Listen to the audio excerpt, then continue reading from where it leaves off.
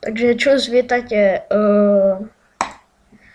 no proste ideme si nainštalovať Minecraft alebo hociaké hry. Napíšte si do Google hociaké stránky, cez ktoré sťahujete hry alebo také dačo. Ja si dám Vimfnemoložto napríklad. Máte na výber, že Mine 1.7.9, hociaké verzie.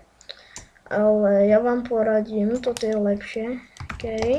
Net Launcher. To je také, hociaké verzie proste, tu máte RAR, super módy máte, píše.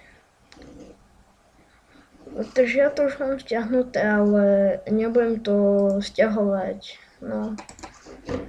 5 minút, ja to zase nebudem stiahovať, lebo už mám, ale viete, dáte OJRP a to tak. Potom tu budete mať to na ploche a tak si to stiahnete na pracovnú plochu a budete mať to niekde zobrazené a potom môžete ísť to hrať. Zobrazí sa vám niečo iné, takéto niečo, ale prvé budete tu, napríklad